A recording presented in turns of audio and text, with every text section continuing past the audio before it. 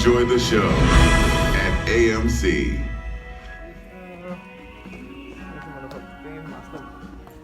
Alright guys, so I saw Scary Stories Tell in the Dark, and this is based off on the book series, I guess you could call it. Basically, Scary Stories Tell in the Dark is basically Goosebumps for teenagers. Basically, the way to put it is, the books and now this movie are for people who grown out of Goosebumps, but people who are like not old enough to see like it or anything like that. Although I'm pretty sure that the demographic for this movie, I'm pretty sure they're all gonna see it Chapter 2, and they all seen the first It movie. But for the actual movie itself, it's not exactly fair to compare it to it or Goosebumps, mainly because it's like it's like its own thing, kind of. Like it kind of is like Goosebumps, but PG-13 Goosebumps. And I was very worried about this movie. I thought that first Super Bowl sneak peek of this movie was actually kind of decent, but then the actual trailer came out, and I did not like the actual trailer, and I was kind of worried for this movie because it's released in the same week as Slender Man was last year, and in my opinion, Slender Man is still the worst movie I have ever seen.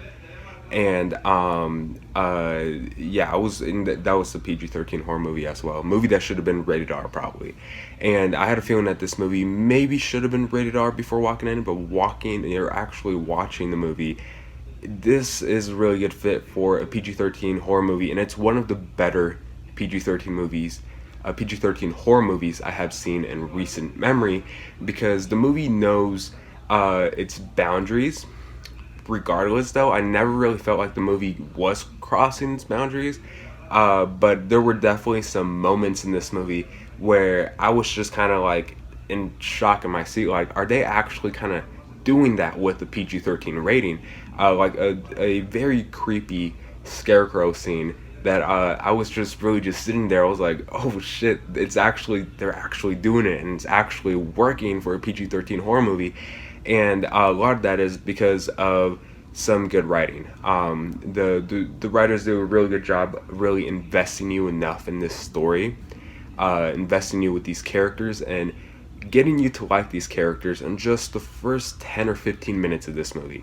They are honestly quite enjoyable characters. Maybe the kid actors who play these characters aren't the best. Maybe they need a little bit more experience, but they did a job. They really got me invested into their characters, and it really got me more into the movie. And as you know, more for the actual movie, the story, I was enjoying it a lot till the third act of the movie, which I did enjoy, of course, but it really kind of felt tiring up to that point, because the movie just felt like it was just kind of getting a little bit repetitive.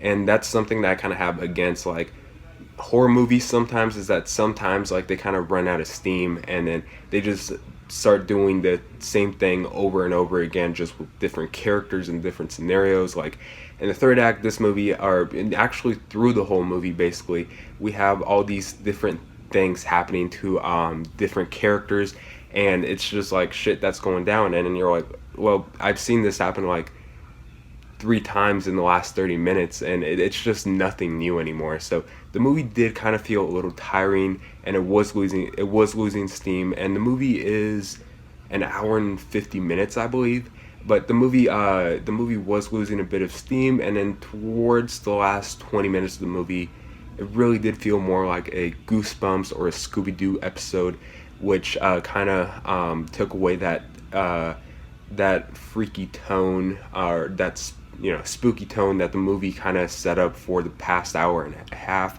But overall, the movie itself, it kind of works. Like the movie does have some cheap jump scares, but the movie does have some actual like moments that, well, not unsettling moments, but some moments that will actually like genuinely like creep you out, which is what I like in a horror movie. I don't want my horror movie to be filled with cheap jump scares throughout, and I don't want to call that a horror movie, because in the end of the day, it's just a cheap horror movie.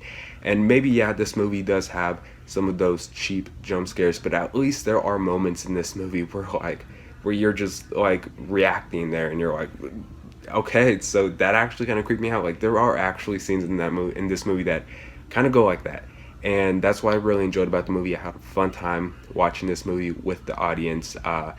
I didn't really talk about the characters all that much, but they were fun, enjoyable characters. It was a really fun story that kept me on board for the most part, except for the finale, which kind of lost me, obviously. But the movie's a fun time. I really had a fun time. I'm glad this movie's getting the praise that it kind of deserves, and I'm overall, I think it's actually one of the better horror movies I've seen this year.